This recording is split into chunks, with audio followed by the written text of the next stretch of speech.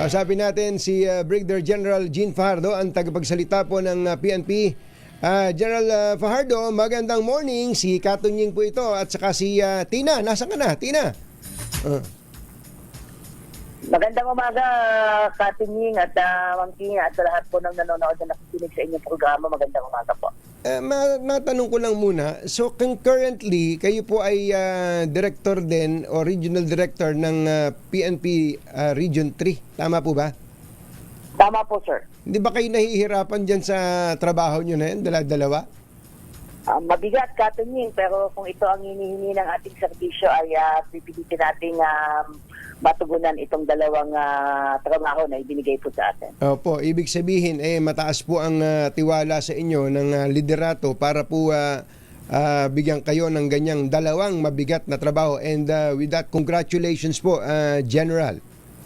Maraming salamat po, Katunying. Opo, okay. Unang tanong, nakikita niyo naman po ang mga pagkilos sa iba't ibang panig ng bansa, ang mga mass protest para po ipahayag ang simpatya sa dating Pangulong Duterte. Ano po ba ang aksyon dito ng PNP? Meron po ba kayong nakikita na meron ba kayong natatanggap ng mga report that this will escalate to something else?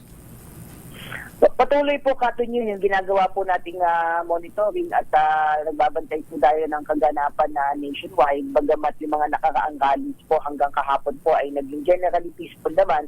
At pinapayagan po natin yan bilang bahagi po ng kanilang karapatan para magpahayag po ng kanilang damdamin. But as of now po, wala pa naman po tayong nakikitang seryosong banta laban sa ating seguridad.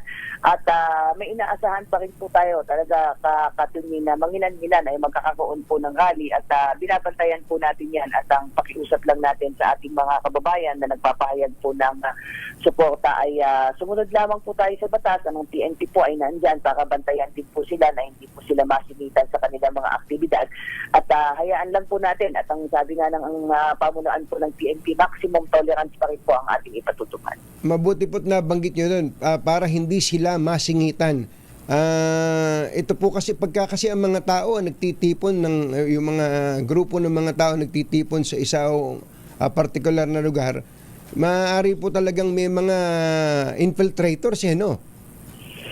Tama po, Katunying, yan po yung ating binabantayan. Sabi nga natin doon naman sa kanilang hanay at mga kapwa Pilipino natin ito ay hindi naman natin inaasahan sa ngayon na talaga magkakaroon ng gulo o ano paman. Pero ang binabantayan natin dyan, baka may mga grupo individual na biglang pumasok sa kanilang hanay, biglang manggulo dyan at palabasin na sa kanila nang galing yung gulo. Ayaw natin yun, kaya ang ating pakiusap sa kanila doon sa kanilang mga organizers ay hanggat maaari ay magkaroon po ng mga prior coordination para at least alam natin kung saan sila magsasagawa ng kanilang rally at magbibigay tayo ng karampatang protection sa kanila. Nandiyan yung ating mga ambulances, nandiyan yung ating mga pulis na handang magbantay sa kanila hanggang matapos po yung kanilang activity po.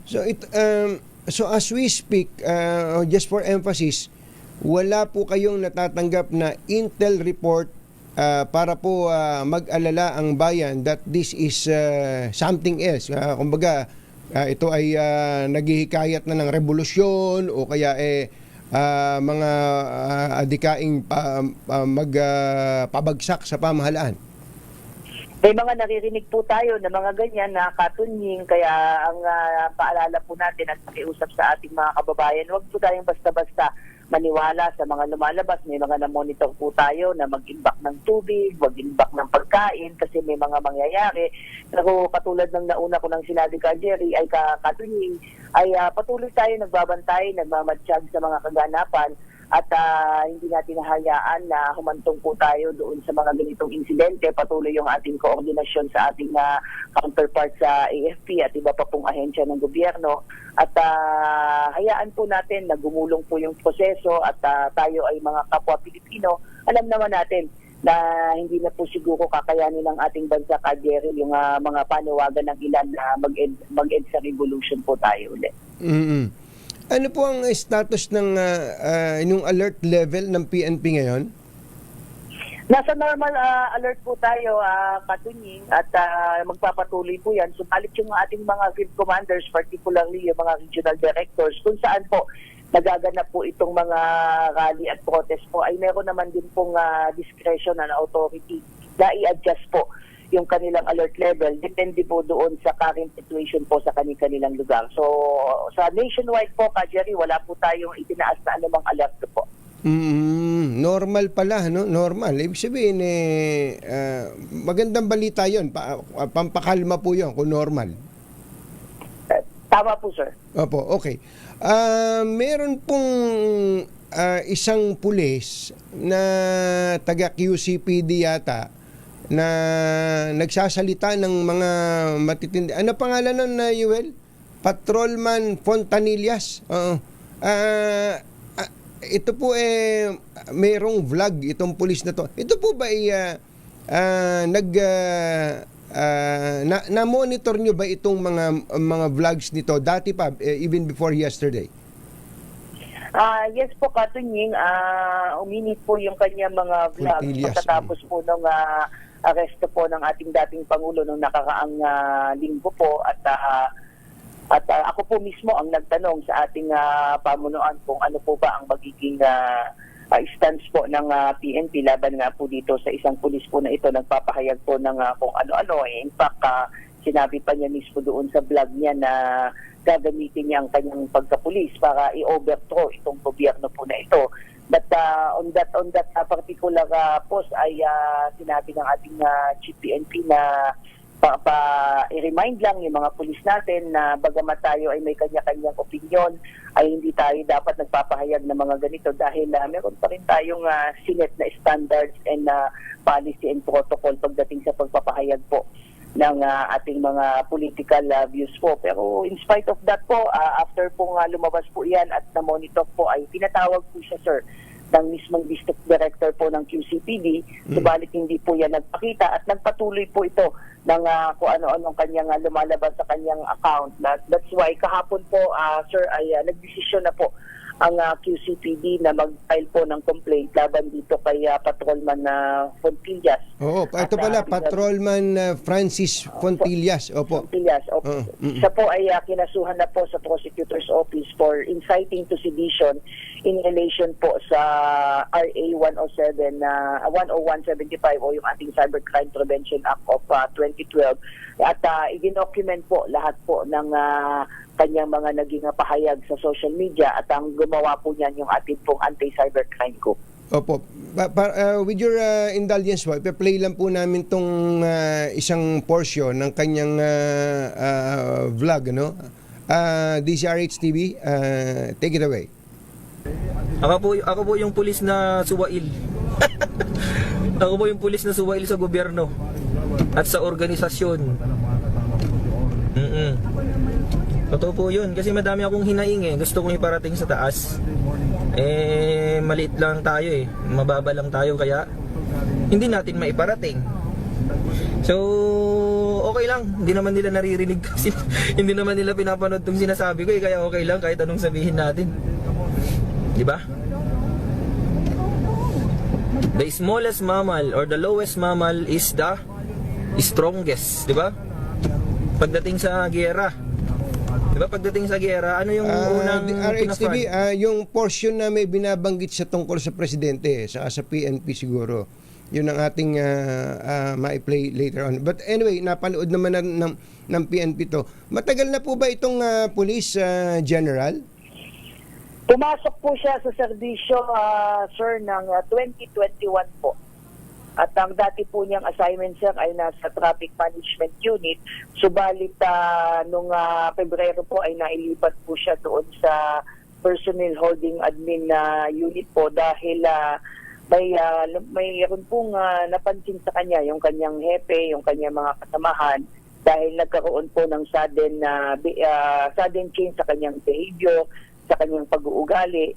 Kaya minarapat po siya na i-submit po doon po sa ating medical unit po at nagkaroon po ng findings po sir noong 2023 na siya po ay mayroong mood behavioral swing at nag-undergo po ito ng medical treatment.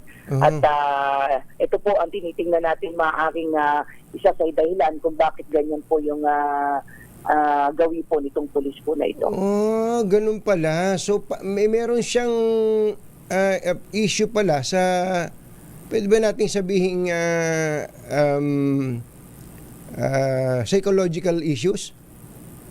Yun po yung lumalabas, sir, at ito nga yung tinitignan. Kahapon po ay finally ay sinabiti po niya yung kanyang sarili para mag-undergo po ng neuropsychiatric examination po dahil yun po ang nirequire po ng kanyang unit po. So yun po yung huling update po sa atin ng District Director na kahapon finally ay natuloy na rin po na mag-undergo po siya sa neuropsychiatric examination. Nagpakita na po siya pala.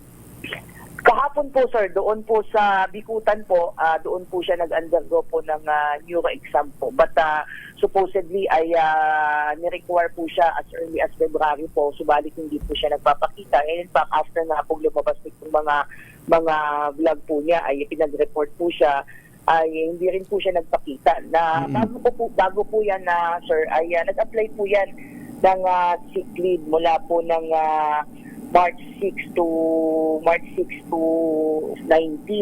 Pero hindi po pinayagan po yan at sinasabi po kasi niya ay dinisapprove po yan para po dahil wala po siyang ibinibigay na any medical certificate kasi kailangan po yun dahil mag-require po yan ng mga more or less 10 days po na leave at hindi po siya nagpakita. So nung lumabas po ito, pinag-report po siya pero hindi po siya nag-report kaya inawol na po siya sa naka-awol na pala.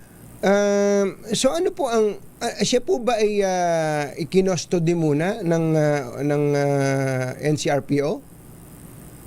Hindi po, sir, hindi po siya naka-custody, sir. Kahapon lang po na i-file yung case at hindi nga po ito nagpapakita.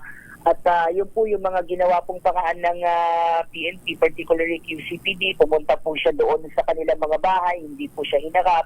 Pinapa-required pa, binibigyan po sa kanya, pinare-receive sa kanya yung return to work order pero hindi po niya na-require at sinabi niya na magre-report na lamang siya noong March 17 pero hindi rin po siya nagpakita. So nag-send rin po ng memo ang QCPD at hindi rin po siya nagpakita kaya nga po nag-file na po at nagpadala na po ng memo ang QCPD sa NCRPO para i-report po na siya po ay absence without official leave na po ang status. So ito po ay matatanggal na sa pagkapulis. Siya po ay pa-file ng administrative case on top of the criminal case that you filed yesterday.